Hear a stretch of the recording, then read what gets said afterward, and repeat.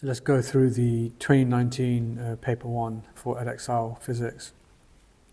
So go straight on to question 1 then. So let's have a look at this. So I can see a multiple choice question. There's a number of graphs in here. What's the information that's given to me in the question first? What's the key thing they're telling me? Well, actually, they're being very nice that they've given me a formula here. And they're telling me that this equation is true. And then I've just got to find out which graph is true. So is there any other piece of information that they've told me in there that's leading me towards how they want me to answer the question? Well, something that I'm suspicious about is saying why they're telling me that there's a constant braking force.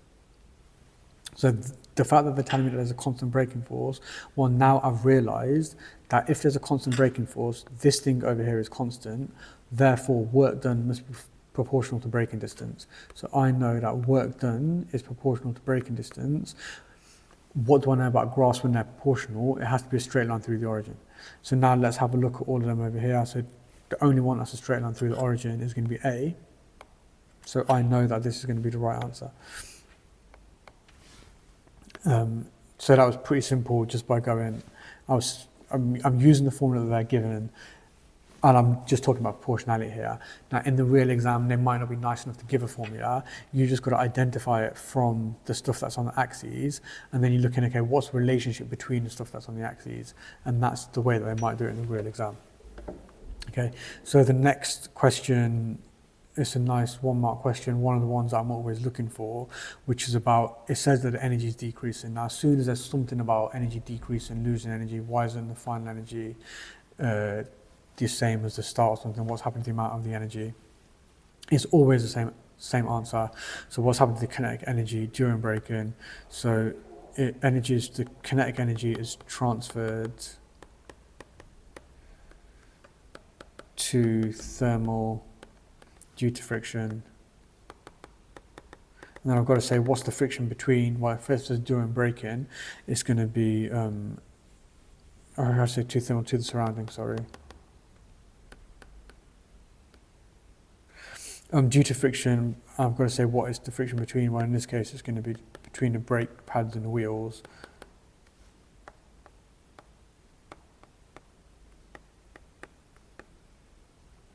So it's always the same thing. I'm looking for an excuse to say all this stuff here. So transferred surroundings as thermal. Where's thermal? Oh, there it is. Due to friction, and then I'm going to say what the friction is between. I'm happy that one's right now. The next part of this question, is a graph question. So whenever I see a graph in the exam, I know I'm not going to be happy until I've taken readings from that graph. There's going to be something, I'm going to be looking for an opportunity to draw on the graph and show the examiner I know how to read a graph. That's a skill that always comes up when there's a graph question. And then also I can see from this one, there's an unfamiliar equation here, so I've kind of combined two types of questions together. So I know I'm going to have to show how to sub in, get readings from an equation, and also take readings from a graph. So the first thing that I'm going to do now, that I'm actually looking at the question, is just make sure I'm looking at the axes so there's no conversions that are going to trick me. So that's okay. I can write down the formula, v squared over c. And now, because I know that it's c that I'm looking for, I'm just going to write down c first. I'm not going to try to rearrange it in case I rearrange it wrong. I want to get my substitution mark first. So I'm going to put the c in there, that's okay. And now, can I get readings for d? Can I get readings for v or v squared over here? Well, I'm going to look at anything on the graph that is like reasonably nice. So none of them, it doesn't look like it goes through any of these nice big points over here, which is a shame, but this one that I'm doing now is quite close to it, so we can be using that one. But I'm just going to undo that last mark that I've made. So you can see that if I zoom in, it doesn't quite go through either of these.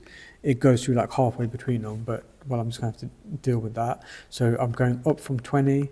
I'm very clearly drawing the line on the graph, and it goes there halfway between those. Obviously, in the real exam, you need to be using a ruler, and then I'm going to be going across over here, show the examiner that even if I can read it, even if I end up getting it wrong or something like that, at least the examiner can see what I was trying to do. So where did it stop here? It stopped halfway between these two squares. So I just need to now know what is the value of this square.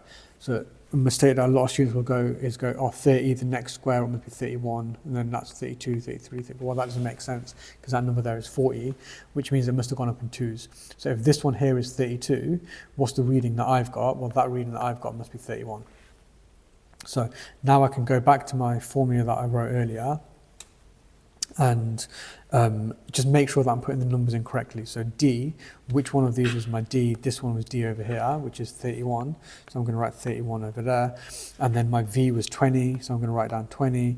And as with a lot of unfamiliar graph ones, there's always a square in there, or very often there's a square in there, because they know students will panic with the fact that there's an unfamiliar equation, and then by the time they do something, they'll be so relieved that they'll forget the square. So I'm not going to forget that. I'm going to make sure that I'm putting that square in there. Okay, so I'm pretty happy that I've done most of this now. I just need to make sure that I can rearrange this properly.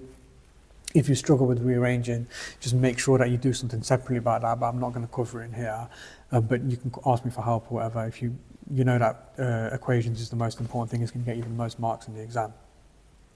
So I've got, just going to rearrange this one now. So I'm going to say C equals 20 squared divided by 31.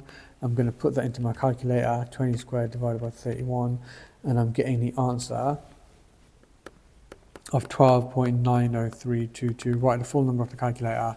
Now I'm going to round that to two significant figures, so the answer that I'm going to be writing down on there is 13. Now the next part of it, so this is probably just going to be a single mark now, which is getting the units. So how am I going to get the units for everything? Well, it tells me that, or I've just worked out here how to get C. Well, what did I do to get C? I've got to rearrange this equation to make it say C equals. So I'm going to bring the C up over here. That's how I rearranged it. Take the D down there. So C equals V squared divided by D. Now I've got to put those things in. So what's V measured in? I can see V is meters per second. So it's going to be meters per second. But I've got to square it. Divided by what's D measured in? D is measured in meters. So I'm going to put that as meters. Haven't got space to do it here. I'll do it down here. So I've got meters.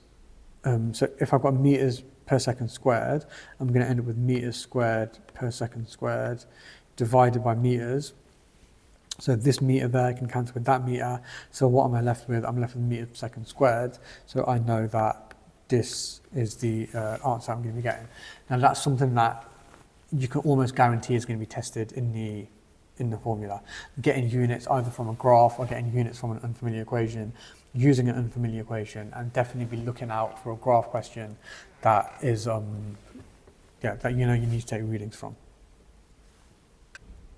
All right, question 2. So it's just a content one really. I need to make sure I revise my content. Which color of visible light has got the longest wavelength? Well, just to help myself out here, let me just write down what the order is. So I know this is the order of light. Again, now I just need to remember which side is which basically. So the answer is going to be at one of the two ends. Sometimes they class blue and violet as like the same one, so I can't really rule out blue from being answers, but definitely I can rule out green and yellow, because green and yellow is in the middle, so it's definitely not going to be them. So it's either going to be blue or it's going to be red. Well, if I try to remember what they look like, so the red wavelength is a long wavelength, and then it gets shorter, like I'm going like this. So I know therefore the answer must be red. And again, it's a content one that you should know. But if I can't remember it, well, I'm doing something sensible, like I ruled out green and yellow first. So if I had to guess between blue and red, at least I've got a 50% chance rather than a 25% chance. Okay, so for part B, it's giving me some information, and I can clearly see the command word is explain. So I'm always going to go with law, principle, formula first. So what is the thing that they can tell me about? State the obvious. What's some information they're giving me here? Can I use any keywords in here? And then I've just got to make sure I link it back to the question. So it's telling me, why can an infrared remote control not switch on the telly from behind the armchair, but a radio wave one will? Well, if I've done my content revision, I'll know what the answer is. However, in the exam I might panic, or I can't remember. I don't know, that I was finding that part difficult or something like that for the information to stay in my head. So how can I get this right, even though I'm not too confident on what the answer is? Well, the first thing is it's telling me what are the keywords that stand out is infrared and radio wave. Now, even if I don't know the specific ins and outs of all the different things that all the different waves can do, which obviously, like, hopefully you should be able to do that because of whatever's on the spec, whatever's on your revision guides and so on. But even if I can't do that, the absolute basics that I should know is the order of the electromagnetic spectrum, because I know it's going to come up. So what's the order of the electromagnetic spectrum? I'm going to write it down here. So you might have mnemonics to help you out or whatever it is. It keeps on changing my writing. So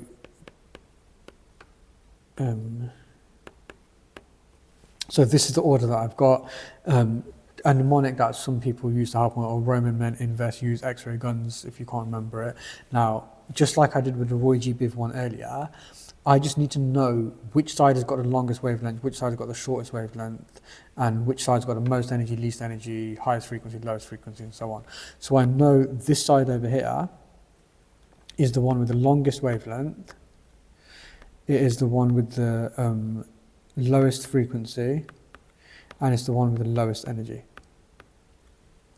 So if I just think about that, if something, and I'll just draw the same diagram that I did, if it's got a long wavelength, I can see that the frequency is low, and because there's fewer waves per second, I can also see that the energy is going to be low as well. So I'm pretty happy that those things are going to be true. So now, like I said, if I can't remember from my revision what I'm going to say for this, well, what can I just say about infrared and radio waves? I've definitely got these keywords about frequency, energy, wavelength in there. So what's an obvious thing that I can say it, because I can't remember any laws or principle formula or anything like that. So infrared is over here, radio wave is over here. So I'm just going to say stuff that I know about it. So I'm just going to say, oh, well, infrared has got a, so I'm just writing this down, that infrared, so compared to radio waves, it must have a higher energy, it's not writing, okay, higher energy, it must have a higher frequency, and it must have a shorter wavelength. Okay, so remember, I don't actually know what the answer is in this situation because I can't remember, but I'm just saying something that I know is definitely going to be true. Okay, now what is the piece of information that the question's given me? It's already told me that infrared can't switch on the telly, but a radio wave can switch on from behind the armchair. So then what's the obvious thing that I know? Well, obviously infrared is blocked by the armchair, whereas the radio wave isn't blocked by it. Now, I don't know why, but because I know these things about infrared, I'm just going to act like I knew it all along, because I've just managed to figure it out here and now. So because it's got a higher frequency, shorter wavelength, I'm going to say, oh, therefore, it is blocked by the armchair. Or I could say it the other way around, that because radio waves have got a longer wavelength, they are able to go through the armchair. They're not blocked by the armchair. They don't need to be in the line of sight. Any of those, they can go around it, the idea of diffraction because it's a longer wavelength, anything like that. So I didn't know the answer when I started this question. However, I used a sensible exam technique of writing down the stuff that I know about it. I've stated the obvious that I've got from the thing. I've made sure I've used the keywords in there. I've linked it back to the question. Well, I'm pretty happy I've got full marks now, even though I might not necessarily have remembered this from my revision to begin with. So the next question, the first thing that stands out to me is the graph again. So I just know, okay, I've seen a graph. I'm probably going to have to take some readings from there. I'm looking for an excuse to draw on this to show the examiner that I take readings from a graph. So let's take a look at the question. And it's saying use a scale and diagram to measure the wavelength of the wave. So the key word in there is obviously wavelength. So the examiner is testing me, do I know what is meant by the wavelength of the wave? And I know that it is the distance, the length of one wave basically. The distance between one peak to the next peak or one trough to the next trough and so on. Okay, so how can I do this? Well, one way that I can do it is I can just take the reading from, I should know the shape of one wavelength is this. So I can just see where this comes up and that's a reading that I can take from there.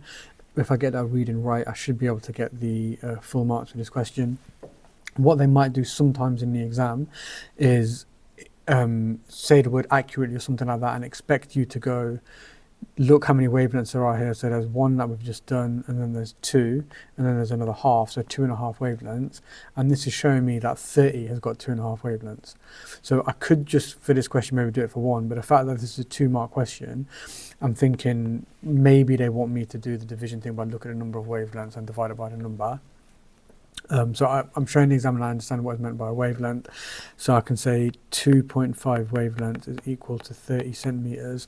And then if 2.5 wavelengths is equal to 30 centimeters, this is probably enough work in that I've done. I could maybe even write it down, okay, 30 divided by 2.5, or 1 wavelength is going to be equal. So therefore 1 wavelength is going to be equal to 12 centimeters. Or like I said, we could say 30 divided by 12. Your 12 centimeters out, and I didn't need to do the conversion because I can see they're asking me for the answer in centimeters. So I've checked the axes, that matches that, so I'm pretty happy with that. Okay, describe the motion of the cork. You should include how the cork moves relative to the direction of the travel of the wave. So the thing that's standing out to me here is why they're using this thing of the direction of the travel of the wave and about the motion. So the thing that I've realised that they're trying to test me on is about the fact that what type of wave is a water wave over here. So I know that a water wave is a transverse wave. Now, I might not get marked for this by saying that it's transverse, but it's a key word, so I might as well just say it. So I can just make that point there, the water is a transverse wave. And the cork's floating on the water, so I can say therefore the cork, and I'm going to again use the key word oscillate. And because it's transverse, I'm going to say perpendicular to the direction of the wave. So I'm just showing the examiner that I know exactly what is what they want me to say. Basically, I've identified it's a transverse wave, and yeah, I've got that one right now. Okay, so part D, just a calculation question over here. Calculate the wave speed of it. So first thing I'm doing, looking for the units. Okay, the units are fine. I need a formula with speed in there, and they're giving me wavelength and frequency. So what's the formula that's got all of those things in there? It's going to be V equals F times lambda. And always, I'm just going to treat all formula questions the same way. So I'm looking for V, so I'm going to write down V first. The frequency, I put exactly where the frequency is. I'm not going to put them, 0.25 came first in the question, I'll write it first. That doesn't matter. What matters is what I wrote first in the formula. So I wrote F first. So here I've got to write the F first. And then there's lambda afterwards. So I've got to write the value for lambda afterwards.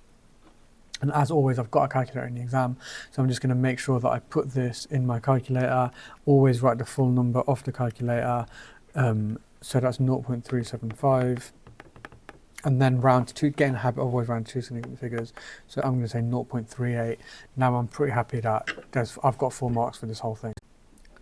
So what's the key word that stands out to me in this question? Well, I can see the word isotopes in here. So why are they saying the word isotopes? The examiner is going to be testing, do I know what is meant by isotope? So I know, yeah, an isotope is something that's got the same number of protons, different number of neutrons, or the same element with different number of neutrons. So I'm looking for an excuse or some way that I'm going to apply that to the question that they've given over here. Or at some point in this question. So it says complete the table for an atom of carbon 13, atom of carbon 14. I just need to make sure that I know how I can read these. So the bottom numbers I know are going to be the proton number, and the top number is the mass number, which is the total number of protons and neutrons. So none of these are asking me for the number of protons. I'm being asked the number of neutrons and the number of electrons. Well, what I know is the number of neutrons has got to be the difference between those two numbers, like we've just said. If that's the proton number, and that's protons and neutrons, I've got to take away, I'm going to be left with the number of neutrons. So that's pretty simple there. So 13 take away 6 is going to be 7, and then 14 take away 6 is going to be 8. And then the electrons, well, what do I know about electrons? Even though none of those numbers mean the electrons, I know that electrons are always got to be the same as the protons. So if it's got 6 protons, it's got 6 electrons. This one's got 6 protons, it's got 6 electrons. Therefore, I know that I've got it right over here. What's the name of instrument that can be used to measure radioactivity? I know that it's a Geiger-Müller tube or a Geiger-Müller counter. Now, I don't know how to spell Geiger-Müller. It's too difficult for me to spell. So what I can do is I can just write GM tube, because all of them except GM tube. Now, even if you spell Geiger-Müller tube wrong, like Geiger spell it wrong a little bit. As long as it's clear that you mean it, generally you're going to get the mark. But it's just one of those things. Why am I going to risk it? I can just write GM tube and just get the mark. It's accepted for that. Two sources of background radiation. I just need to make sure that I've done my revision, so they'll accept anything like like cosmic rays, the sun, rocks, nuclear waste, power station, anything like that. So I can just say cosmic rays. So I'm just saying any of the two, and rocks. Okay, and that's meant to say rays, and that's still pretty bad. Okay. So I've got to calculate a half-life over here. So all half-life calculation questions are essentially the same at GCSE, that you're going to be given an initial and a final count. You're going to be given some kind of half-life in there, and you're just doing the same thing, that you're just going to go through each half-life and just half it each time. So in this one, it's the number of atoms. It might be the activity, it might be the mass, it could be any of those things. But over here, I've got 1 million atoms. So I've got 1 million atoms here, and now I'm just going to, because I know that every 5,700 years it's going to half. So I'm going to write 5,700 there, and I'm just going to get my calculator ready so I can just keep on pressing divided by 2, divided by 2. So the first divided by 2, I've done it, and I'm going to write down the answer of the calculator, 500,000. The next divided by 2, I'm just going to put it in my calculator again. And I'm going to write 5,700 again here, and it tells me 250,000. The next divided by 2, I'm going to do it again, and it's telling me that the answer is 125,000. I missed a 0 off that one. So now I've got the number that I cared about. So let's just have a look at what must be the age of the piece of wood. Well, I had 3 lots of 5,700 years. So by doing this part over here, I've shown the examiner that I know 3 half-lives have passed. If I want to be extra safe, I might as well just say this as well, so I can see from there it's 3 half-lives. But to be fair, this should be enough as well to show the examiner that it's 3 half-lives. If each lot half-life is 5,700 years and I've got 3 of them, I'm just going to put that in my calculator, and I know that the answer must be 17,100 years. And as always, I'm writing the full number first, and then I'll just put it to 2 significant figures on my answer line, as long as I've always got my proper full answer on my working somewhere. Okay, so last part of the question is talking about decay over here. So there's going to be some way that they're testing you about your knowledge of decay. It might be from a decay equation or something like this, where they're just giving you the things that you're left with. So it tells me that carbon-14 decays into nitrogen-14, and it gives me the symbol for nitrogen-14. Now, what's a nice, easy way that I can do this? Well, earlier on, they told me the symbol for carbon-14. So over here, this is carbon-14. So I'm just going to go, okay, so it started off as carbon-14, and that was the 6 down there, and then it turned in to nitrogen-14. But then obviously I need my numbers at the start to match my numbers at the end. So there must have been something else that has come off. Well, how can we find out what's coming off? Let's just figure out what the difference between the numbers are. So I started with 14 on the left-hand side. I've got 14 on the right-hand side anyway. So okay, that number there must be 0. And now I've got the situation where something plus 7 is equal to minus 6. So the plus on this side, something plus 7 is equal to minus 6. What is that thing? Well, therefore, it must be minus 1. So some students will get that mixed up because you're not used to seeing like the arrows essentially equals, and people are used to doing it the other way around. So you just got to be careful. If you say it the way that I say it, it will just be easier for you. So something plus 7 equals minus 6. That must be minus 1. Well, what is the element that has got... that's got this 0 minus 1, well, I know that must be a beta minus. So now I know that a beta minus particle must be emitted. That's the only way that that can happen. Now, I've probably got full marks here already because I've shown the decay equation, I've done all my work in properly. However, I just want to play it extra safe as well and say, well, what do I know about the beta minus? And we did this with the previous question as well on the last exam paper that we were doing. But I've just got to think, what if it's coming from a nucleus, what must happen? Or just explain it again quite clearly, or the way that you can kind of think about it. Well, in the nucleus, I know it's made up of protons. That's got a positive charge. A neutron is neutral. If you think about that as being positive and negative, it might be a little bit easy to understand this kind of stuff. So if I'm saying beta minus has come out, well, it's a negative charge from the nucleus. Where's the negative charge come from? Well, the only place it can come from is here. That was the neutron. So that negative charge came out of there. So it must be that a beta minus must be a neutron changing into a proton. And I can get that from the equations anyway, because if I know the mass is the same, I can see here that this number is the same as that number, and the proton number has gone up by 1. Well, it must be because the neutron has changed to a proton. That's another way that I can come to the same conclusion. So what are the key things that stand out to me in this question? What it's asking me, it says converging lens, and it also says the greatest power. So obviously I need to know, how do I know things have got a big power? How do I know if they're converging? Well, the first thing I should just know that a converging lens looks like A and B. So I can just rule these ones out straight away. The answer's got to be A or B. And then I'm saying, why has it, how do I know it's got the greatest power? Well, what I should know is the greatest power is the one that's the thickest. So it's got to be B is the right answer for that one. The next question is an example of one with an unfamiliar equation. So let's just make sure that I can get this one right. So it says use the equation to calculate the focal length. So I'm always just going to write down the equation first properly. And I'll just sub it in here, just in case I get something wrong with my rearranging. So does it give me the power? Yeah, it does. So I'm going to write down 5. And that equals 1 over the focal length. Therefore, focal length must be 1 over the power. So focal length must be equal to 1 over 5. So I'm going to have a look at that. And then the answer is going to be 0.2, which is what comes off my calculator. Now, is there anything that I need to be careful about here? Well, on the answer line, it says give the answer in centimetres. So if I forget to convert it to centimetres, this one here is telling me that it's going to be in meters. So 0.2 meters is my answer. What's that in centimeters? I know that that's got to be 20 centimeters, and I've got that one right now. Now this is something that students can easily forget. So it's just emphasizing the importance that we keep on saying, make sure that you're showing your full working, because if I didn't remember to do the conversion by doing all of this stuff over here, well, at least I've got 1 mark for it. I've only lost 1 mark rather than 2 marks. Right, part B, so I've got to identify what type of question this is first. So looking at a couple of things that stand out to me, it says use apparatus to determine. So I'm seeing that word determine in there. If I ever see the word about determine or investigate or experiment or something like that, I know it's always the same thing, an experiment question, investigation question. So I'm always just going to try to use the same structure. So the first thing I'm going to try to do is, if there's a formula for that investigation, I'm just going to write it down first. After I've done that, it's the equipment that I'm going to use and say what I'm going to use to measure it for.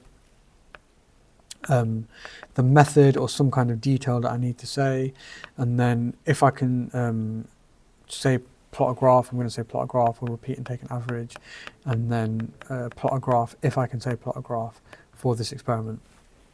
So the first thing that I'm going to be looking at is a formula. Now for this experiment, is there a formula for this one? Well, this is one where there actually isn't one. So I can't go through the formula to get the equipment from there. I've just got to try to use my brain and get the equipment from there.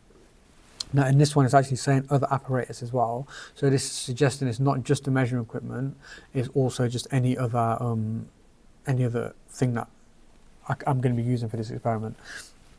Now it says here, you should add to the diagram to help with your answer. Sometimes it might say you may add to the diagram. Either way, what this is telling you is there's marks for adding to the diagram.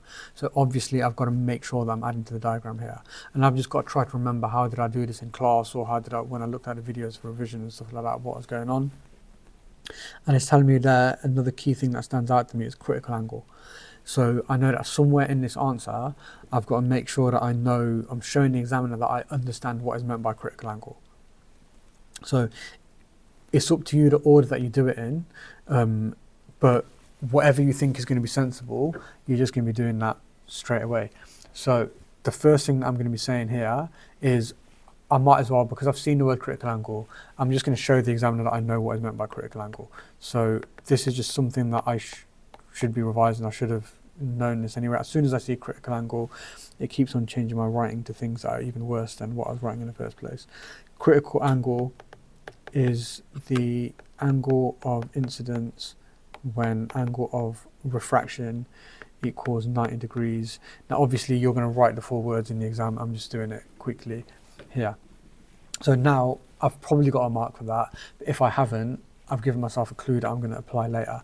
What equipment am I going to be using? Well, I know that I'm going to need a ray box. I'm going to have to shine the ray of box, the light from the ray box through the glass towards some kind of boundary over there. So the way that you should do it is you've got a point there that you're aiming for, and you always shine the ray of light through the semicircular edge. So that's something that's very important. The reason why you shine it through there is so that it doesn't refract on the way in, and I've got to aim for the middle again, so I've got to make sure that this isn't refracting on the way in. So I've got my ray box over here. I have to shine the ray of light towards the middle of the semicircular glass block, and like I said, it's so it doesn't refract on the way in. And I can say that I should be saying it here as well, so shine a light from a ray box towards the center. But because it's marked on a diagram, I know that that's fine as well. I'm probably going to get the mark for doing that. And then I'm just going to keep on changing angle. So change the angle of the ray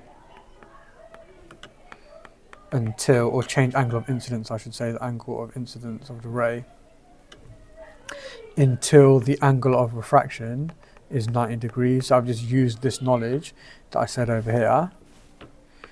Then measure angle of incidence, and I've got to say the equipment I'm going to be using, because remember this thing over here, I'm going to be using a protractor.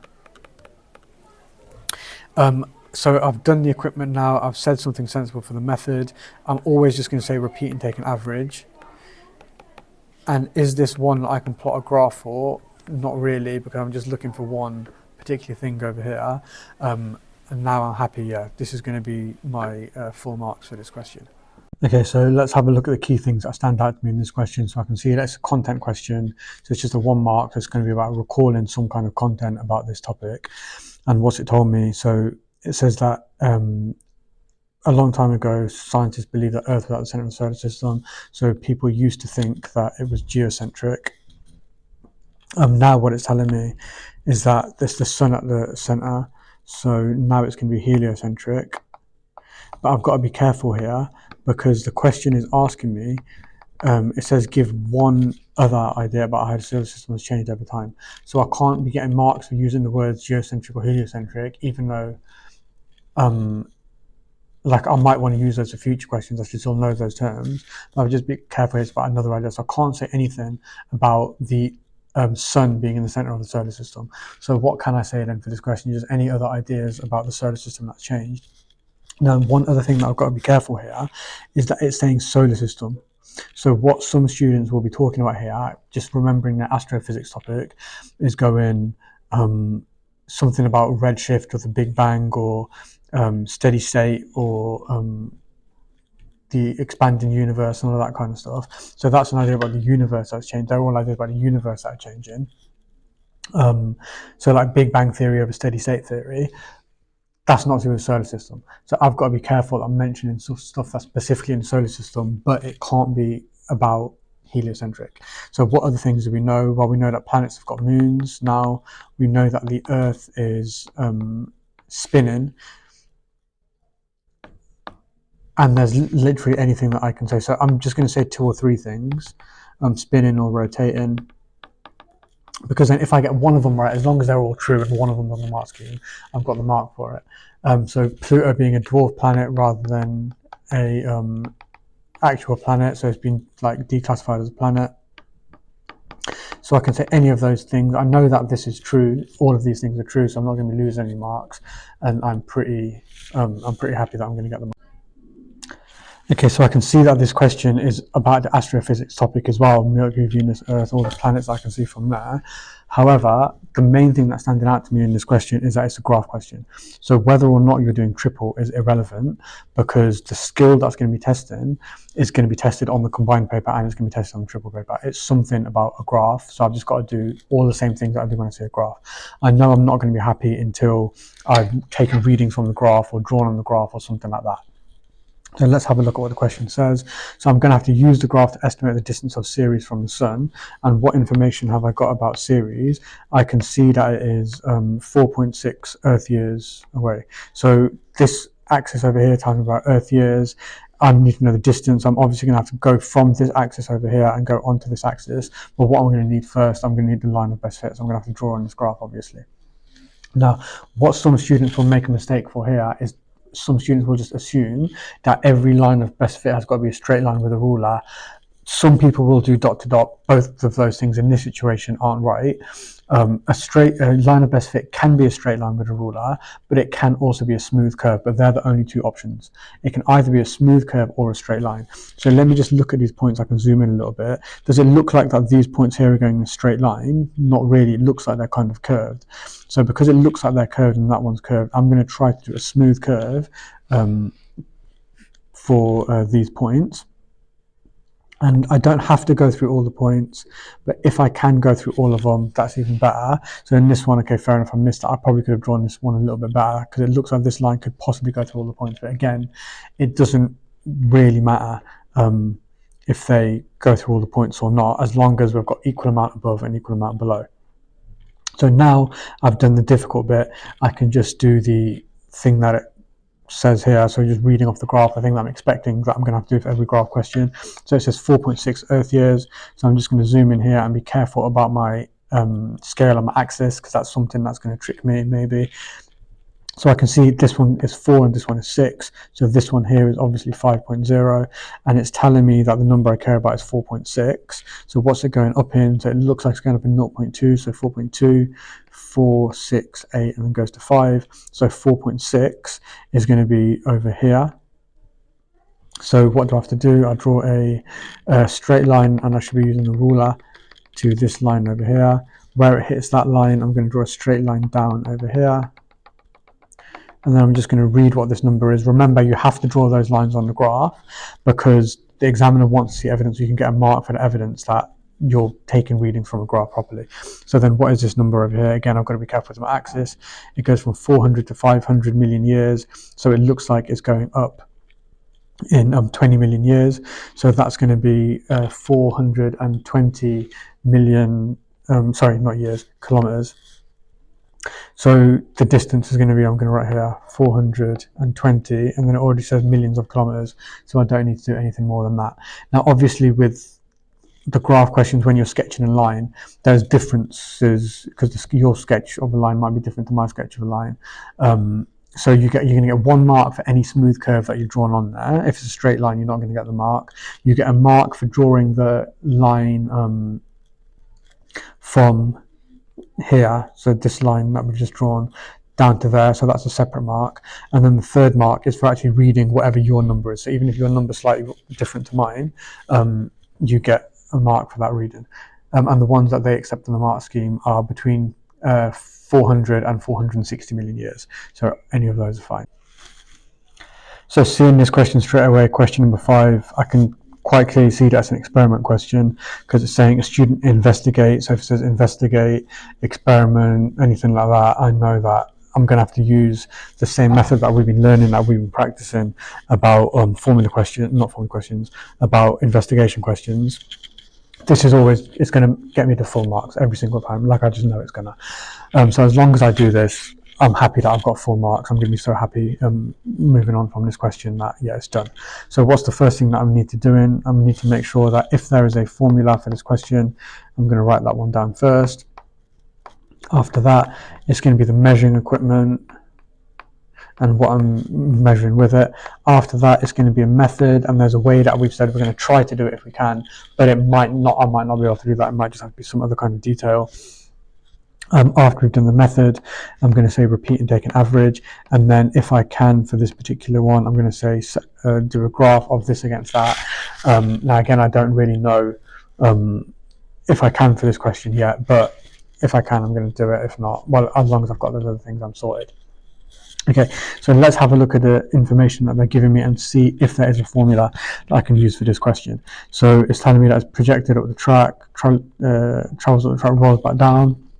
And what I'm looking for is how the mass of the trolley affects the vertical height.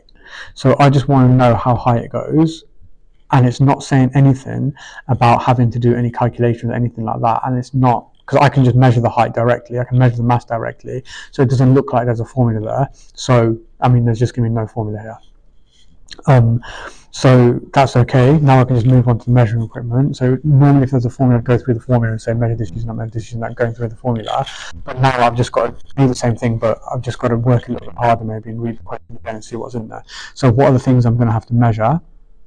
And when it says something about the spring always exerts the same force, so because that's the case, I don't really care. I'm not going to have to measure that.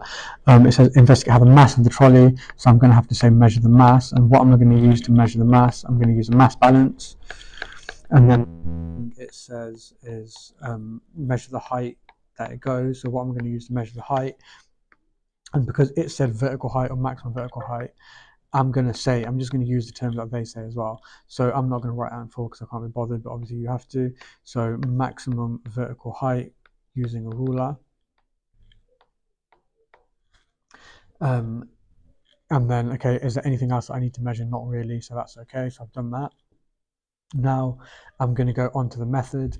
So what is the method going to be? I know that I'm going to fire it from the spring and just measure the height. So I'm just going to say that and measure the height. And is this one where I can say change the something and measure the something? Well, yeah, it is, because it's saying how does the mass of the trolley affect the height? So I'm going to say change the mass, measure the height, and obviously again you need to write out in full. But this is something where I can say change to something, measure something, so I'm happy that I've got that one right. I'm going to say repeat and take an average. Always got to say repeat and take an average. And then is this one where I can say plot a graph of something against something? Yeah, it is, because I can plot a graph of the things that I've just changed.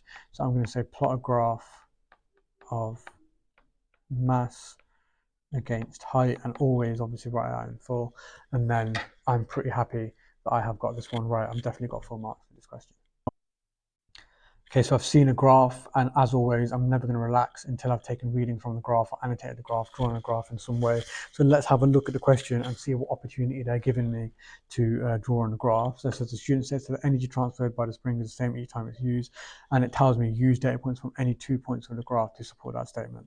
Okay, so obviously I'm going to have to have a look at, I'm looking for the energy there, and I've been given height here, I've been given mass here. So is there a formula that links together height, energy, and mass? So I'm looking for energy. I've been given mass. I've been given height.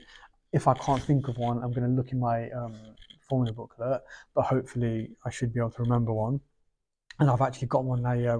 Okay, whether I've remembered or looked it up, I now know that GPE is a type of energy. So I'm going to write GPE equals mgh.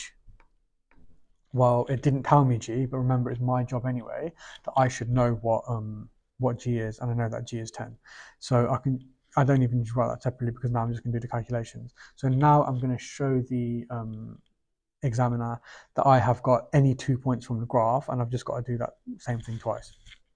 So I'm just looking at any nice points over here. Well, to be fair, this is a very nice point because it's on that line and it's on this line over here. So I can see that when the mass is 0.6, the height was 0.23. So I'm just going to do that calculation first. So I'll just label this point number 1, so the examiner can see very clearly what I'm doing. So point number 1, GPE equals, I've already written the formula there. So what's the mass? And it's in kilograms, so I don't need to do any conversions. So 0.6, what is G? I know that G is 10. And what is the height? And it's already in meters, so I'm happy with that. And the height was 0.23. So I'm going to get my calculator, and I can see that the answer is, I better get the calculator out. So 0.6 times 10 times 0.23, and the full number from the calculator is 1.38 joules, and then I'm always going to round to two significant figures, 1.4 joules. Okay, so now I've just got to take a second point. And again, it doesn't matter what point I'm going to be taking, but I need to show the examiner that I'm doing it. So I can take this point over here and that point over there, and I'm drawing the lines on there to show. And to be fair, I could have drawn a line down there as well to show I was doing the first one. So I'm showing that this is the case over here. So for point number 2, I've labeled this one over here, point number 2. And I'm going to do the same thing, GPE equals MGH. So GPE equals, when the mass is going to be 1, G is still 10. And here I can see that the height is 0.132468. So 0.138. I put that in the calculator, and I'm seeing that the answer is going to be 0.138. Oh, sorry, 1.38. I forgot to multiply by 10. Equals 1.38 joules. I'm going to round to two significant figures. 1.4 joules. Is that the same? Yeah, it is. So because it's the same, I'm going to just make a little statement here. Both answers are the same. Therefore, student is correct. Now, even if both answers weren't exactly the same, as long as my conclusion matches my numbers, that's okay. So it might, the question in a real exam might say, oh, is the student correct? This one says to support the statement. So it's telling me that it's correct.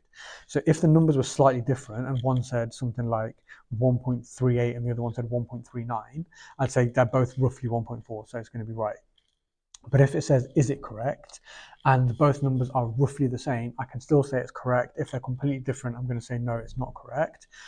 But for all of these ones, as long as your conclusion matches your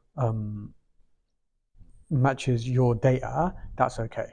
So if it was like a little bit iffy and you thought it was close, but it's not exactly the same, as long as you're saying it and justifying it, you're not going to lose the mark. You're still going to get that mark the same way as if the numbers were exactly the same. So just make sure that you're writing a conclusion that matches your data. And like I've done here, don't just move on after calculation. Get into the habit of saying, yeah, the student's correct, yeah, or it's incorrect. Always linking it back to the question. Okay, so what type of question is this next part of it?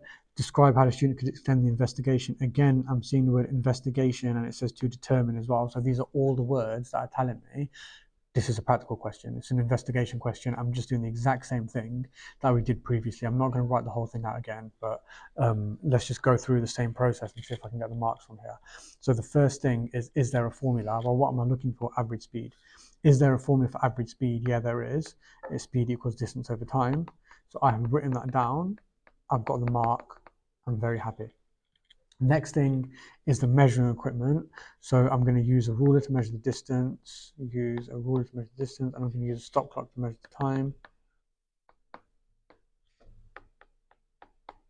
Stop clock or stopwatch, either of those are fine to measure the time. Now some kind of detail. Is this one where I can say change something, measure the something? No, not really, because I'm not changing anything here. I've just got to measure the speed that I'm given. So I've got to just say something else, something sensible about what I'm doing. So what distance is that I'm measuring? So I'm measuring the distance of the slope. So I should say measure distance of slope. Or the length of the slope. What time am I measuring? Measure time to get from top to bottom. And then even though I've written the formula, I might as well just say it again. So u speed equals distance over time. And obviously make sure you're writing out in full in the exam. I'm just trying to do it quickly. Repeat and take an average, always going to say that. Can I say plot a graph for this one? No. But look how many points I've made. I've definitely got 3 marks for this question. I'm very happy that the examiner was nice enough to give me such a nice. So what's this next question talking about? Someone's going to clap their hands, someone's going to start the timer, stop the timer, and so on, because we're trying to measure the speed of sound in air. Now, if you've been following the other videos and following the exam process and stuff like that you should be doing to get these, I've already identified some things over here that I know the answer is going to be. And hopefully you can see that it's basically the same questions that are just coming up and I'm telling you, when you see this question or when you see this kind of information, this kind of hint that they're telling you, it's always going to be the same answer. So they're telling me about improving the method. Well, the fact that I've seen the timer, hopefully some of you are sat there now going, okay, yeah, I know what this answer is going to be. Well, because this person is starting a timer and stopping the timer, I'm going to say the reaction time. I'm just going to use that key term straight away. Reaction time is going to affect the experiment. Affect the experiment, affect the results. Or I'm going to say something about large reaction time compared to the recorded value. So large reaction time. So now how am I going to do that? So because it says explain one way, I've given the reason why it's bad. So I'm going to say improve this thing by, and what is always the answer, use an electronic timer. And how is it going to detect it? Use a microphone or something like that. So using electronic timer or data logger, and I'm just going to say all of those things, timer and data logger with microphone, because I don't know if the examiner is going to be particularly strict and say I've got to use this exact term. So I'm just going to make sure that I'm just saying all of them to make, I might as well play it safe and get the mark. So what's the key thing that stands out to me in this question? Well, I can see the term sound wave in there, so now I'm going to have to say stuff about that. And the question is asking, describe how hitting the rod causes sound wave to travel along the inside of the rod. So I know if they're saying sound wave, that's the suspicious thing that stands out to me in there. I'm going to go, yeah, it's a longitudinal wave. So the first thing that I'm going to say is sound wave is longitudinal. So I'm just going to say there, sound wave is longitudinal. Again, now I'm going to show the examiner I know what is meant by longitudinal wave. So that means the particles, I've got to make sure that I mention the word particles, oscillate. So I still have used another keyword in there, in the direction of energy of the wave, or travel of energy of the wave, or energy travel in the direction of energy travel. So playing it safe by using all of these keywords. I've said longitudinal, oscillate, I've said energy travel. Okay, now I think I've probably got 2 marks for this because I'm using the word longitudinal, I'm using oscillate, I'm saying what it is. But just to be safe, because it's saying describe how that causes it to travel along, I might as well just say as well, because the particles are oscillating, I'm going to say they're hitting neighboring particles, causing them to oscillate as well.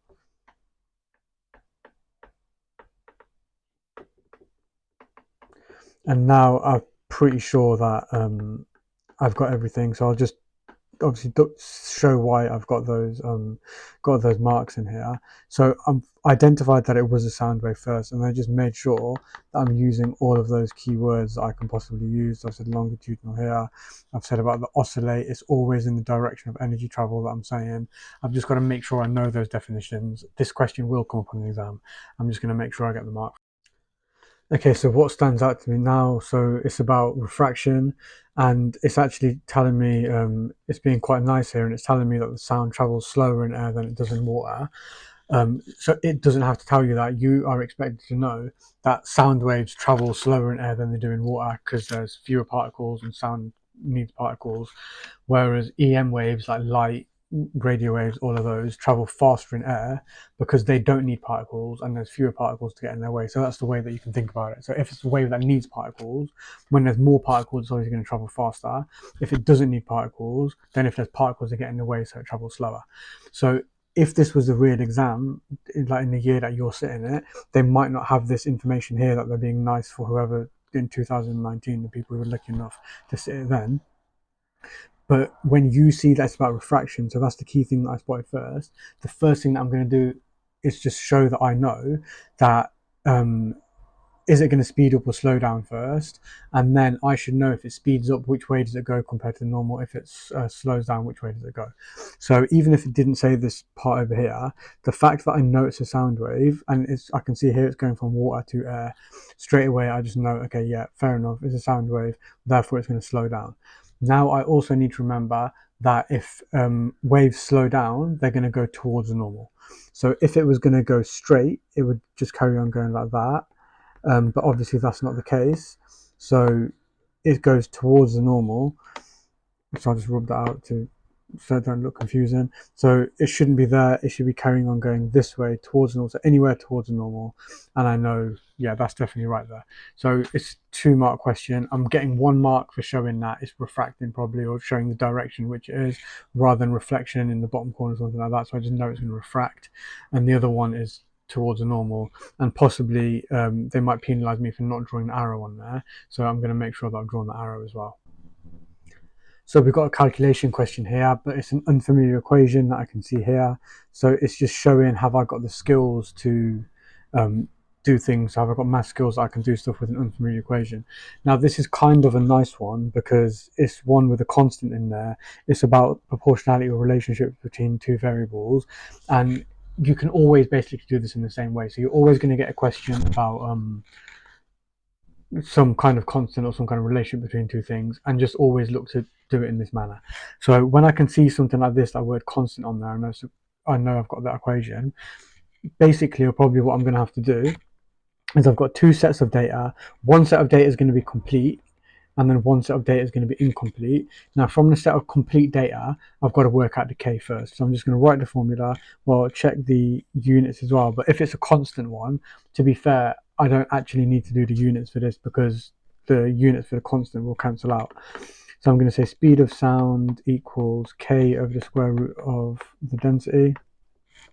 Now I'm just going to do it for this one. So when the speed of sound is 331, I've got k over there, square root of the density, square root of 1.29. And then the answer to this one, I'll just put this in the calculator. Oh, so I've got to rearrange it first.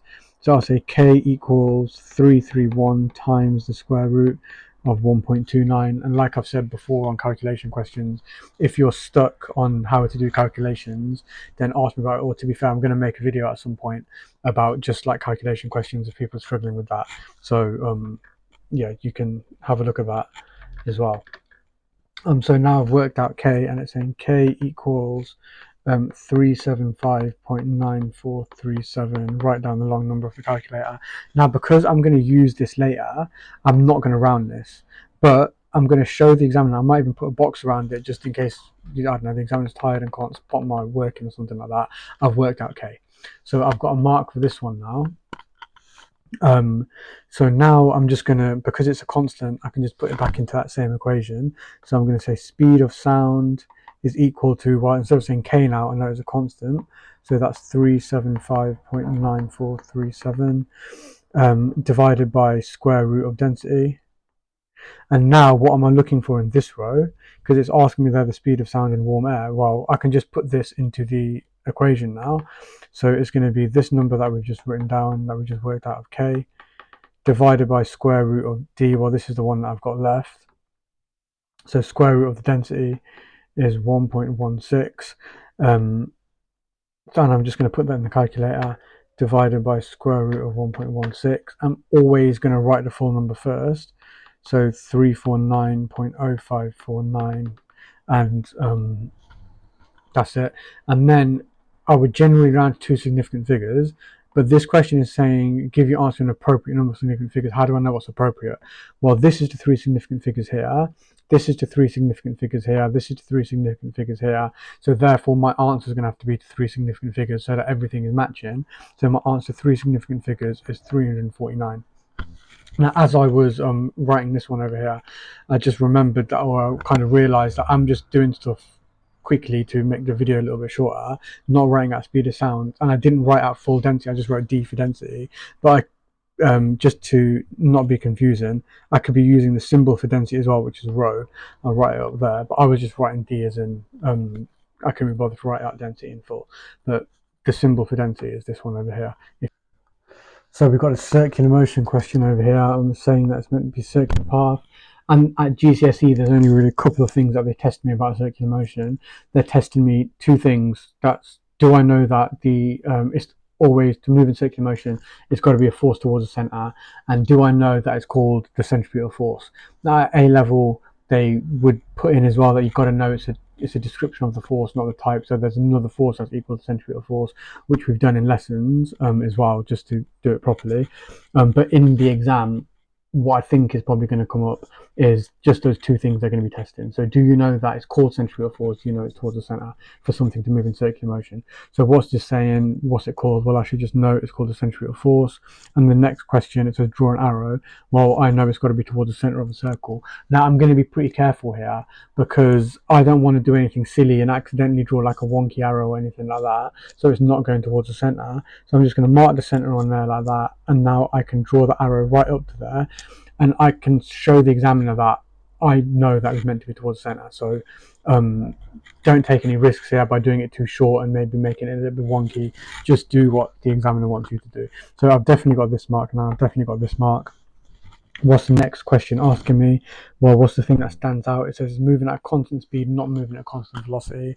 So straight away when I'm seeing this stuff about speed, velocity, stuff, I know the keyword that I've got to use.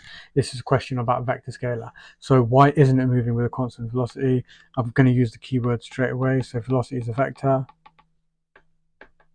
And then because it's 2 marks, obviously I've got to explain what that means. So that or how it applies to the question. So I'm saying the direction is changing because it's moving in a circle. Therefore, the velocity is changing.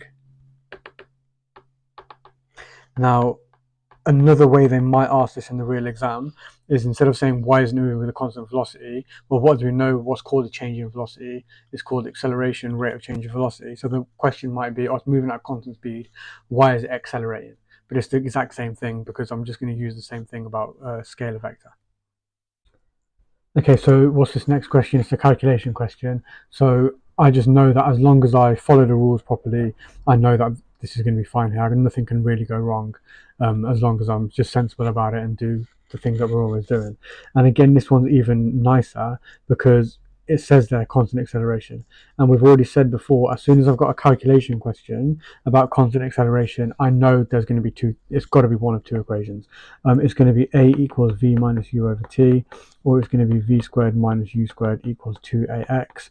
And how do I know which one I've got to use? Well, it's always the same thing when these acceleration questions, constant acceleration. I'm looking, does the question say anything about time? Or does it say anything about distance? Well, let's have a look at the question. This one's a bit more obvious because it says calculate distance. So this has obviously got to be this equation over here that I'm going to be using. So I'm going to be making sure that I am checking for any conversions first. So meters per second squared, that's okay. Meters per second, that's okay. Meters per second, that's okay. But look how I'm not getting so relaxed. Or look how easy it is, this acceleration question, calculation question. I'm just making sure I'm doing the same thing, the consistent thing. I'm just going to get these marks. I don't want to risk any of these easy marks. So I've checked for conversions. I've identified the correct formula. I'm going to write the formula down. No shortcuts, no being silly. I just want to get these marks. What am I looking for? I'm looking for x. So the first thing that I'm going to write down here is x. Now, have I got all of the other things? Have I got v squared? Well, v means I've got v means final speed. So if he's going to q, this one here must be the final speed. So I'm going to say 24. I'm not going to forget to square it. I've said 24 squared minus u squared. So that's going to be minus 7.6 squared equals 2 times a times x. Now this is where some students sometimes make a mistake because they just assume, oh, it's a, it's always going to be 10, but it tells me the acceleration is 3. A is only 10 if you're dropping something. So I'm going to say this is going to be 3 over here times x. Now if I'm good at rearranging, I can just rearrange this in one go and get the right answer. But obviously, if I'm not, and people might be watching this struggling, thinking, oh, what's the easy way to do it? I'm just going to work out the left-hand side first. So in my calculator, I'm just going to put 24 squared minus 7.6 squared because that's just simple for me to do. So I can just write on here 518.24 equals 2 times 3 times x. Well, that's the same as 6 times x. Now, even if I'm not that good at rearranging, this has become much easier for me to rearrange now. So I can just go, well, 518.24 divided by 6 is going to be equal to x. So 518.24 divided by 6. I'm still showing all my working just in case I do make a mistake somewhere. And I'll write the full answer off the calculator. 86.373 recurring is going to be equal to x. And I'm going to always round to two significant figures unless it tells me otherwise. And this doesn't say anything. So I'm going to say 86. Yeah, I'm happy I've got 3. So next part of it now says calculate the time taken for the skier to travel from P to Q. Now, again, because it's an acceleration question, I've got to be careful here that I'm just following the same rules. That because it's told me it's accelerating, I have to use either this one or I've got to use that one. So what some students will do is they'll go, oh, time taken. Oh yeah, say if I know an equation that's got time in it, speed equals distance over time. Remember, this one is for constant speed only. So if the thing's moving at constant speed or constant velocity, that's the equation that I use. If it's accelerating, it always has to be one of these two. And then how do we identify it? Same way as always. Do I care about time or distance? Well, in this one, I care about time. So it's obviously this equation here that I'm using. So nothing silly. I'm going to write down the equation. I've already checked for the conversions. What am I looking for here? Time. So I'm going to put t in there first, just in case I rearrange it wrong afterwards. I know from earlier that a was 3, v, my memory is not that good, so let's just have a look at what it was, 24, and u was 7.6. Okay, so now I've got the marks for identifying and subbing into the equation. So even if I wasn't that good at rearranging, I rearrange it wrong. Well, that's why I'm doing this first, because the examiner can see that I've put my t in the same place, and then all of the a's where the a should be, the v's where the v should be, the u's where the u should be. So even if I get it wrong from here, well, at least I've got that mark. That's right. Well, now I'm just going to rearrange it. So when I'm rearranging this one, my t's at the bottom, so and it's got to go to the top because you say t equals. So that t is going to go up in here. The 3 is going to go down there. So I'm going to end up with it saying t equals 24 minus 7.6 divided by 3. If you are struggling with rearranging, then just make sure that you ask me if you're not sure about how I got from that step, and then I can just go through it with you and just help you a little bit more. So 24 minus 7.6 divided by 3. So I'm going to put that in my calculator, and then the answer that I'm getting is 5.46 recurring. Give that to two significant figures. So because this one here is a 6, is more than 5 after the 4, that is going to be 5.5.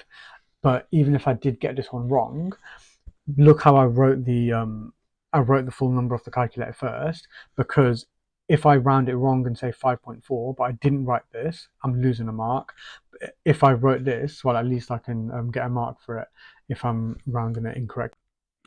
So this next one's just a content one, really. It's giving me some information about fluorine 18. It says used for this and that. But what's the key thing that stands out to me? What's the examiner trying to test me on here? The thing I'm suspicious about is saying it's produced close to the hospital.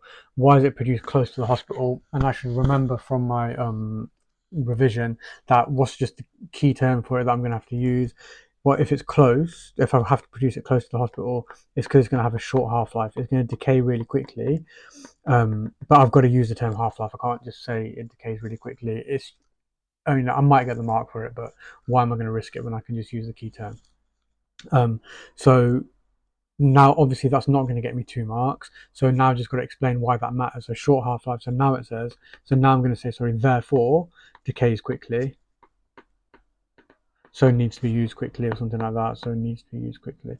So it needs to be used before it decays or something along those lines.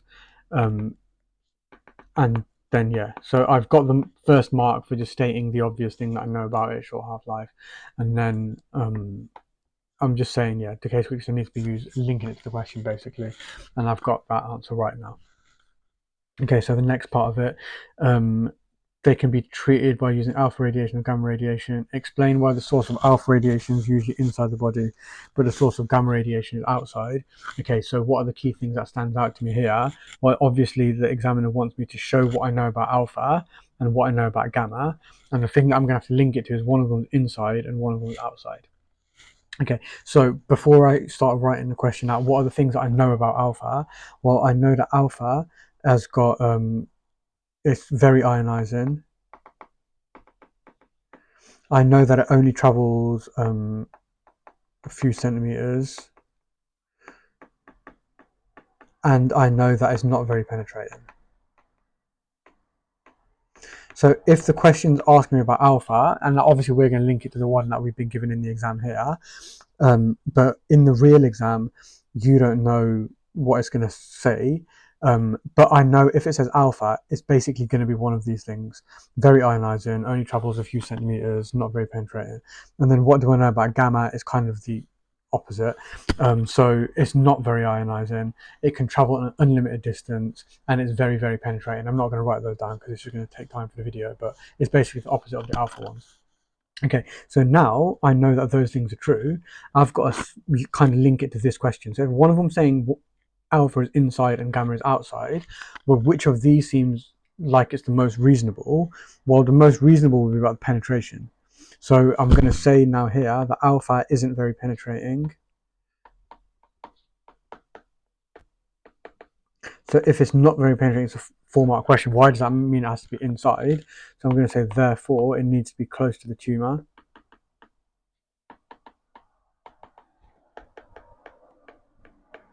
And then I'm thinking, yeah, I've probably got the 2 alpha marks for that one. And then for the next one, or I'm just going to say what gamma, and it's essentially the opposite thing here. So gamma is very penetrating, and therefore I've still got to explain that can get to the tumour from the outside.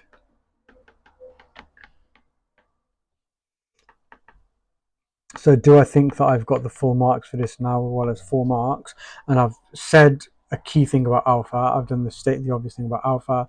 I've done the state the obvious thing about gamma. I have linked it to the question for alpha. I've linked it to the question for gamma. Well, that's 4 things there, so probably I have got 4. So the next question is essentially a recall question. So what's the thing it's asking me about? It's asking me about fission. I just need to know the process of fission. This might come up as like this is a 1-mark question here, but in your exam it could be a 4-mark question. It could be a 6-mark question. I just need to know. I need to know the process of fission like the back of my hand, basically. So which of it causes it? I just have to know it's a neutron. That's it. So slow-moving neutron is going to be absorbed by uranium-235. Okay, the next one, what this command word here is calculate. And again, so this is just going to be a pretty standard question for me, I hope. So it says, it gives me the kinetic energy and it's in the correct units. It gives me the mass, which is in the correct units. And I need the velocity. Is there a formula that has got kinetic energy, mass, and velocity in there?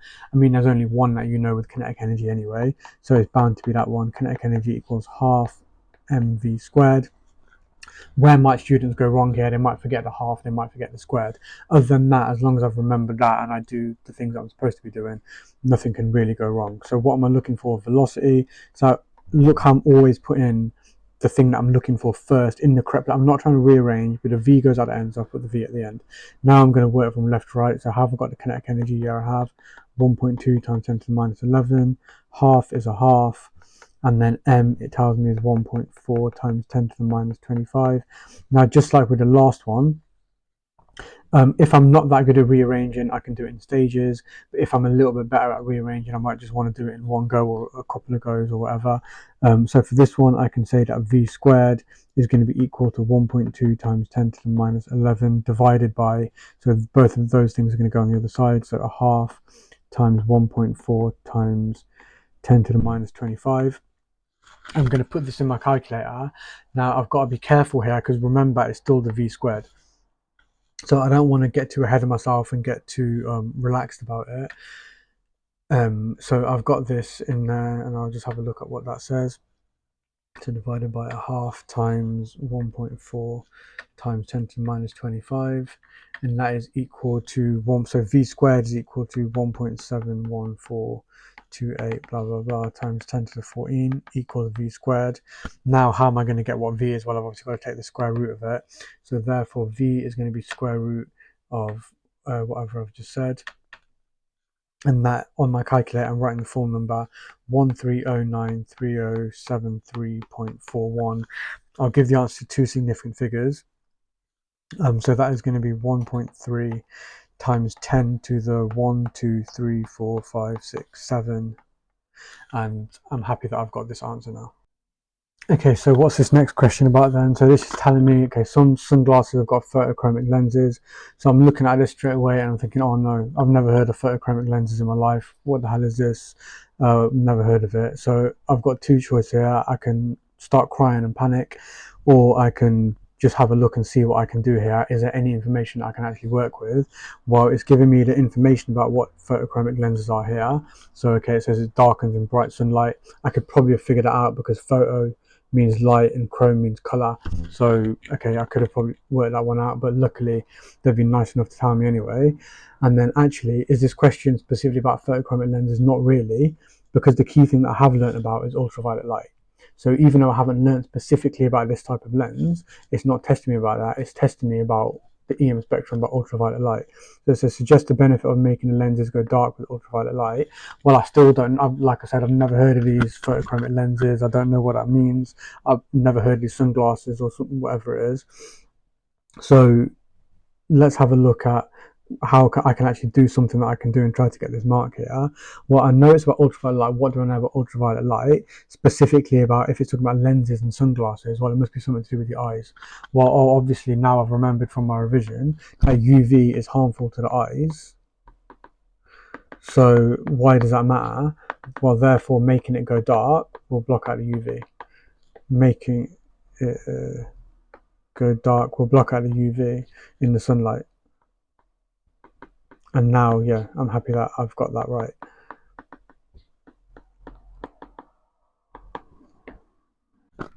And we can move on to the next question now, which is it's clearly a calculation question. So calculate how many times further it is from Earth to Jupiter. So this is a pretty difficult one. I think maybe it's not as simple as just putting numbers into the equation, or putting numbers into the equation that you know. I've actually got to try to figure something out with whatever it's saying. So what information have I got here? It says 40 minutes and 8 minutes. So I've got something to do with time. It says calculate how many times further it is. So it doesn't use the key word, but if it's saying how much further is it, what I know, it must have something to do with distance. And then I'm saying, well, if one of them takes 8 minutes and one of them takes 40 minutes, what can I do with this to try to get it right? Now, if I'm more confident with like maths or with my subject or whatever it is, I can just say, yeah, I can just basically divide them. I've realized it's like a ratio question. So I can just say 40 divided by 8 is going to be equal to 5. And I know that that's what I had to do. Now, if you're watching this and you're struggling with it a little bit, that's probably not very helpful. So let's have a look at the situation where I'm struggling with this question. So if one of them takes 8 minutes and the other one takes 40, again, I'm just going to write down the stuff that I know. So one of them is 8 minutes and the other one takes 40 minutes. So because it's saying how many times further is it, that's word times there is making me think, okay, well, I might as well do something with these two numbers, look at the relationship between these two. Well, 40 minutes is 5 times bigger than 8 minutes. So therefore, it must be 5 times further. So I'm going to write there why it's going to be 5 times further. Well, that's going to be 1 mark out of this 2 mark question, because the next thing says state the property of electromagnetic radiation as used in the answer. And because one of them is about radio waves and one of them is about light waves, what does the examiner want me to know? What should I remember from this topic and what I've been told in my lessons and stuff that the examiner is going to try to test me on? They're going to try to test me on the fact that I know that EM waves all travel at the same speed, or they all travel at 3 times 10 to the 8. Oops, all travel. So you're not expected to know the number at GCSE that they travel at, but I mean, it's not that hard, just remember it, because then if you've got a harder question, like I mentioned in one of the other questions we were doing, sometimes they make you work it out. Well, if you already knew it, then half the. So let's see what stands out to me here in this question then. So the first thing is I've got a table over here and I've got a diagram. So I need to make sure that I'm incorporating both of those things into my answer. I've got numbers in there, so maybe I'm probably going to have to use them at some point. And there's some kind of clear thing that I'm going to have to do in terms of interpreting the diagram. So let's have a look at what the question is saying then. So it's saying describe how the effects change with wavelength. Now the fact that wavelength is bold, this is making me suspicious, because I'm thinking like, why have they put it there in bold? Is there anything that I've spotted about why they've done that? Is there any kind of trick here? Okay, there might be, so that's something that's in the back of my mind. It gives me the information width of arrows, so that's fine. And then it says here that calculations are not required. So I've got numbers in there. I'm going to have to refer to the data somehow, but I know it's not going to be some calculation. So again, I've got to be thinking how I'm going to be doing that. So the the first thing that I know I'm going to have to do is basically give the examples here of just showing the examiner that I know I can interpret the diagram in figure 15. So are there keywords I'm going to be using here? First, I'm going to have to put in my answer. So let's have a look. So I can see that UVA I've got coming towards Earth's atmosphere, and I've got some going through, or quite a lot of it's going through, but not all of it's going through. So if it's going through, what's the keyword for stuff that's going through? Well, I know in my answer, I know I've always got to use keywords, and it's got to be transmitted. The stuff that's not going through in there, what's the keyword for when it doesn't go through? I know the keyword is it's going to be absorbed. Okay, and then in B, okay, I can still see that there's a lot of it absorbed, and then some of it's transmitted. In C, what's happening? Well, it's coming back the other way, so it's coming back like this. So what's the keyword I'm going to be using for that? Obviously, that keyword there is going to be reflected or reflection. So I know definitely the keywords in my answer I'm going to have to use are transmitted, absorbed, reflected. So now let's just go through each one and just say, show the examiner I know how to interpret it, and pick up some pretty simple marks for that. Definitely making sure I'm using those keywords. So what's happened to the UVA? So I can see that UVA mostly is transmitted, and then I can see that some of it has been absorbed because there's only a little bit here that's been absorbed that hasn't been transmitted. And what's happened for UVB? So I can see that mostly absorbed, and then some is going to be transmitted. And then for the last one, what's happening for UVC? Well, for UVC, even more of it has absorbed, because look how only a tiny little bit has come there. So for UVC, even more is absorbed, and then none is transmitted, and then some is reflected. So just have a look at what I've done so far, that they didn't give me any of those keywords, but I just know, obviously, in an answer, I've got to make sure I'm showing the examiner I know those keywords. I've seen from a diagram what's the obvious thing that the examiner wants me to say, and I've made sure I've got those keywords in there. Now, have I got full marks for this question? I'm pretty sure that I haven't, because I've only referred to this one thing in there. I've completely ignored this table so far. So because I've ignored that table, I've not mentioned anything about wavelength, so I definitely haven't got full marks, but I've probably got most of the marks because I'm talking about A, B, and C in there already. So I've definitely got most of the marks for the question. I've used transmit, I've used absorb. Well, how can I get figure 14 in there now? So this is telling me about their frequency range. What can I see about the frequencies? Well, I can see that the frequency of UVA is the smallest, and the frequency of UVC is the largest. So what are the key terms that then I'm going to use for this? So there's low frequency over here, and that's going to high frequency over here. Okay, so I know that thing. I've got that information from the table. That's something that I can say. But actually, look, I've put a box around here earlier where it said wavelength. So I'm going to make sure that I'm going to answer the question in the way that the examiner wants me to answer, even though they're showing me it's low frequency to high frequency. Well, what do I know about things with a low frequency compared to things with a high frequency? Well, if it's got a low frequency over here, I know that it's got a long wavelength. If it's got a high frequency over here, I know it's got a short wavelength. So when I've said low frequency, I can actually say long wavelength. And over there, I can say short wavelength. So I'm making sure that I'm giving it in the way that the examiner wants to say it. And now I've identified that this is basically a relationship question, because the thing from here is telling me about the frequency, and I've figured out I've got to give it in terms of wavelength. From here, I can see there's a pattern about a little bit's absorbed, more is absorbed, even more is absorbed. So now I can just go, well, it's obviously got to be something about a relationship between wavelength and the amount that's absorbed.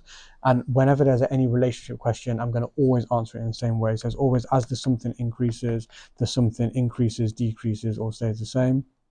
So from this one, it's gone from wavelength, long wavelength to short wavelength. So I've said as the wavelength decreases, what's happened to the amount absorbed? The amount absorbed increases. Now I'm happy that I've got 4 marks for this question. I've referred to both things. I've referred to the data that's been given me. I've shown that I've known the keywords from the diagram. I'm definitely going to go on to the next question. Very happy that I've done well. So we've got a 6 mark question now. So what do I need to do for 6 mark questions? Hopefully you're getting into the good habit of remembering what I've got to do. I've got to first split it up into however many parts there are, so at least 2 parts, but it could be 3, 4, 5, whatever. And then for each part, I've got to make sure that I'm being clear in each one about what's the law principle performance for this one. So what's the key thing the examiner wants me to say for this one? What's the obvious things I can say for this? What are the keywords for it? What's the link to the question? So there's all of that standard stuff that we've been saying for 6 mark questions. So how many parts am I going to break this up to? Well, firstly, it tells me about radio and it tells me about gamma. So it's very clearly EM wave spectrum question. So, and there's definitely going to be at least 2 parts. What does the next part say? It says compare how they're produced.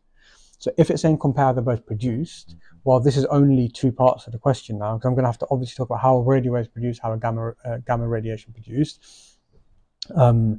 In the real exam, it might say something like how they're produced and used, in which case that would be 4 parts then, because then I'm saying how a radio wave is produced, how a radio wave is used, how a gamma wave is produced, how a gamma wave is used. But I know, before even starting this question, I know there's 2 parts to this, so I'm just going to say all the stuff about radio waves first. Now, obviously, I'm going to abbreviate when I'm writing.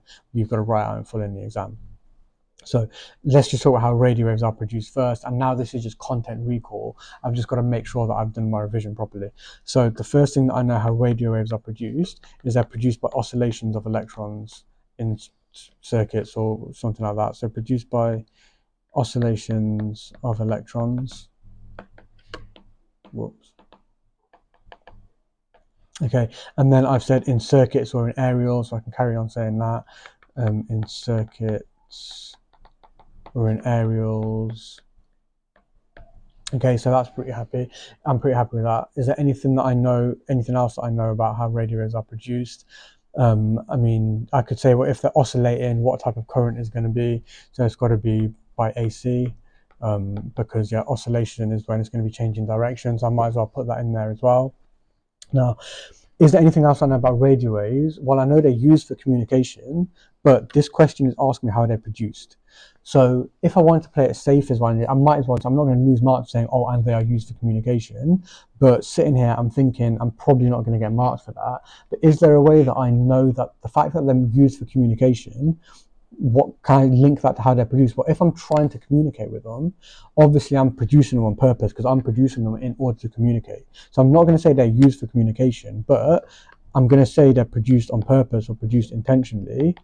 And then I could add on there, oh, because they need to be used for communication, might as well play it safe. I'm not going to write down that. Like I said, I'll do it quickly. But now I think I've said enough things about radio waves to get me like a few marks for that. And obviously I'm not going to get into the top band unless I do exactly what it says. I need to also be talking about gamma radiation. So what do I know about how gamma is produced? Well, there's a few different ways that, a few different things I can say for that. One way that gamma waves are produced is by annihilation. So again, I just need to make sure that I've done my content revision. So annihilation is when a positron meets an electron or a particle meets an antiparticle, it's antiparticle, and they're going to annihilate to release pure energy.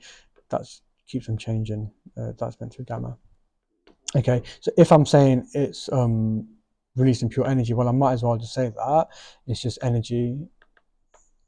And again, it's not really how it's produced, but I'm not going to lose anything by saying it.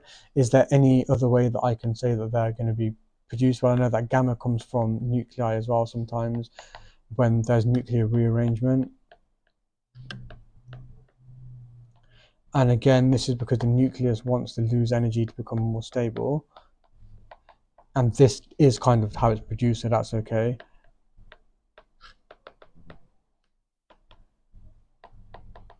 Okay, now I've said quite a few things here for radio waves. I've said quite a few things for gamma. Is there anything else I can say for gamma? Well, I also know that it's released during fission and fusion. And again, I've remembered that from my content revision. So released during fission and fusion. And again, this is energy. So I'm just making sure that I'm putting that in there as well. If you're doing combined, you don't need to know too much about fusion, but everyone should know about fission anyway. So either way, this could come from a combined or a triple paper. I'm pretty happy now that I've got 6 marks for it because it was only in 2 sections. I've given all the information that I've got, or enough information about both of those sections. And as long as I'm making it clear, so I'm not getting words wrong or anything like that, I've got the... So for part A to this question, this is just content for if you're doing triple. Part 2 to it, so this part over here is an unfamiliar equation, which if you're doing combined or triple, you should still be practicing it. But for part A, it's recall of content, and it's content that's just for triple. So let's have a look at what the thing is. So what's the key thing? It's telling me it starts off as a nebula. So what do I know anything about a nebula? And then it says describe the process that occurs to produce the conditions necessary for fusion in a star. So I'm going to have to mention something about a process. Process just means this happens and that happens and that happens. And I've got to link it to fusion. How is that related to fusion? So if I know that it starts off as a nebula and it says what's the process, I just need to know my content about the stages of the life cycle of a star. So what happens after a nebula? Well, I know that a nebula is going to collapse, and this is always a separate marking point. It collapses due to gravity. And saying about it collapses due to gravity is always a separate marking point. So I'm going to make sure that I'm saying that. So now this is probably 2 marks. It might be 1 in certain exam schemes, it might be 2 in others, but it could be 1 for saying collapses, 1 for saying gravity. It could be that some mark schemes are more strict and you just have to say collapses due to gravity. So if I don't say gravity, I'm definitely losing the marks. I'm make sure I'm going to say it. So it collapses due to gravity. Now, what do I know that happens when things collapse due to gravity, or when things are under the influence of gravity? They're basically falling down. Well, if they're falling down, I know there's energy transfer in there as well. So because there's keywords for energy, again, I'm going to make sure that I'm linking that. So the fact that I have said it collapses due to gravity, whenever anything collapses due to gravity or falls down due to gravity, it's always the GPE is going to be converted to kinetic energy. So that's the process that's sorted, because now this is when fusion can take place. So I'm going to say why, how does this actually relate to the conditions necessary for fusion? Well, I need fusion. I know that fusion needs high temperature and high pressure. So I'm just going to make sure that I'm saying that. And then, well, how does this relate to high temperature and high pressure? That's making an arrow pointing up, keep changing it. Well, it's because if there's a lot of kinetic energy means that it's high pressure. A lot of kinetic energy means it's high temperature. So high KE means high temperature and pressure. I've definitely got full marks here. Even if this was like a 4-mark question, I've probably said enough for 4 marks as well. So the next part is one that, whether you're doing, even though it's in an astrophysics topic, it doesn't matter, it's an unfamiliar equation. So they can ask in any topic, combined or triple. So either, whichever paper you're doing, make sure that you understand in this. Okay, so this is nice that they've given me the equation.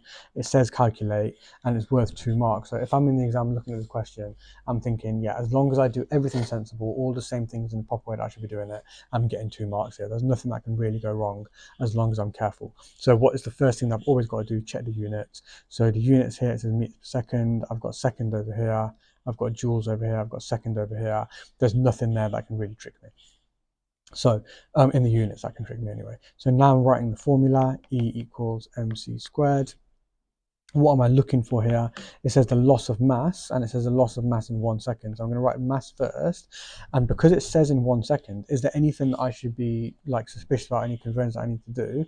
In the real exam, what might happen is they say the mass in 1 second or 1 minute or whatever, and this time period would be different to this time period.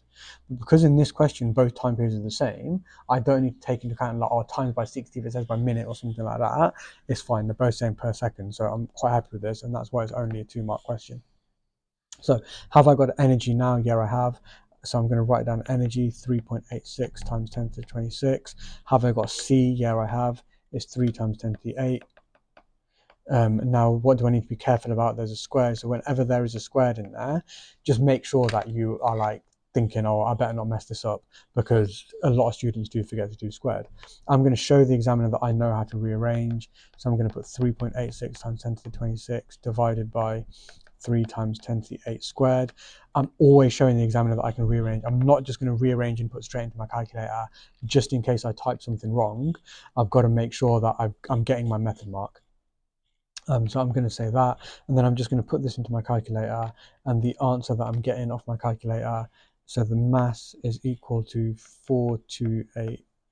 There's a lot I should have just done it in standard form. I'm going to cross that out and just do it in standard form. So 4.2888 times 10 to the power of 1, 2, 3, 4, 5, 6, 7, 8, 9. Okay, that's the mass. Okay, now I've got to always round to two significant figures unless it tells me to do anything different than that. So the answer here would be 4.3 times 10 to the power of 9. And I'm happy that I've got the right answer. Even if I have typed in something wrong, I've made my working so clear that I'm going to get my method marks for it anyway. But I haven't typed anything in wrong. This is the right answer. So this is another content one. It's a 6-mark question, and this is for triple only. So what is it saying to me in here? It's talking to me about the Big Bang Theory, and it's saying it gives the explanation of the origin of the universe. And I've always got to do the same thing for all 6-mark questions. I'm going to break it up into however many parts I think I've got to break up into, and then make sure that I'm saying the obvious things for each part. So what is the key law, principle, or formula the examiner wants me to say for that part? What's the obvious thing I need to say for that part? Any keywords in it, and link it to the question. So how many parts is this one? It says how the Big Bang supports the idea that the universe is expanding, and supports the idea that the universe began at a single point. So what I've got to be careful about here is, because when I'm doing my revision, I know that there's the Big Bang Theory, I know there's steady state theory, and I know there's evidence for the Big Bang, evidence for the steady state, but this question is asking nothing about steady state at all.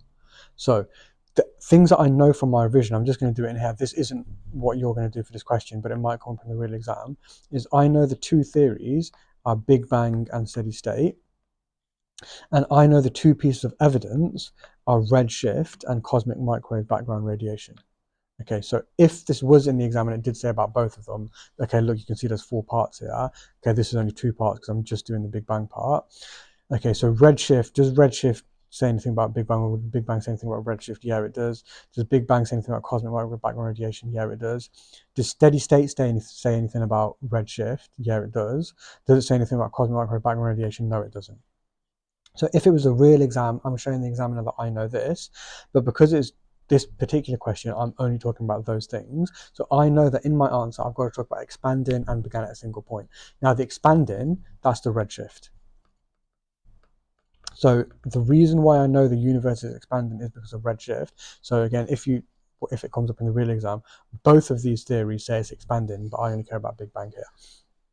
So for the expansion part of it, the first thing that I'm going to do is show the examiner that I know I'm just going to use the keyword redshift. Okay, now obviously I've got to show the examiner that I know what is meant by redshift. So what is meant by redshift is the light from distant galaxies, and make sure I'm saying galaxies here because some students will say stars, and that wouldn't get you the mark. It has to be galaxies. So the light from distant galaxies has a perceived increase in wavelength. And again, I'm going to make sure that I'm saying perceived because the actual wavelength doesn't increase, but when I'm measuring it from Earth, it does increase, and it's got to be wavelength that I'm saying. It's got a perceived increase in wavelength. That's it. So that's what redshift is, and it's an example of a Doppler effect. So because that's another key word in there, I might as well just put that in there. That's an example of the Doppler effect, Doppler with capital D. Okay, so then how does this prove that the universe is expanding? How can I link this to the question? It keeps on changing my thing. I'm just going to write it neatly here. Doppler effect. Okay, now is there anything that I can say about this? Anything more than I can say? Well, it's called redshift. The increase in wavelength. Red has got a longer wavelength, so it goes to the red end of the spectrum. So I can be saying that in here as well if I wanted to. And in your exam, you probably should do that. So if there's an increase in wavelength, that shows that the galaxy is moving away. And again, I've got to make sure that I'm saying galaxy, because if something is moving away from us, there's a perceived increase in wavelength. If something is moving towards, there's a perceived decrease in wavelength, which would be blue shift, but this galaxy is moving away, so it's going to be red shift. Now, how does that show that the universe is expanding? I've got to say that all galaxies are moving away. I could say most as well, but I mean, that's more A-level kind of thing. So all galaxies are moving away. Now, what's the only explanation for everything moving away? If everything is moving away from me, the only reason for that can be is because the universe is expanding. So I've said all galaxies are moving away, therefore the universe is expanding. So there's evidence for the universe to be expanding. So it's the galaxies that are moving away and the universe that's expanding. Make sure that you are getting those terms right in each part. So I've said the expansion part of it now. I've got to obviously mention the began at a single point. So how do I know that the universe began at a single point? So just like I used the key term straight away for the expansion one, I'm just going to use the key term straight away, CMBR. And now I'm going to show that I know what is meant by CMBR. So that is the radiation coming from everywhere, coming from all directions in the universe. And it's coming equally. So I'm just going to show that I know that. Okay, well, because it's called microwave background radiation, I'm going to say that the wavelength is in the microwave region. I don't know why my pen keeps on doing that. Is in the microwave region. Okay, is there anything else that I can say about it? Well, why is it in the microwave region? The reason is because it's been redshifted from the beginning of the universe. So redshifted from the short wavelength or high energy photons at the beginning of the universe.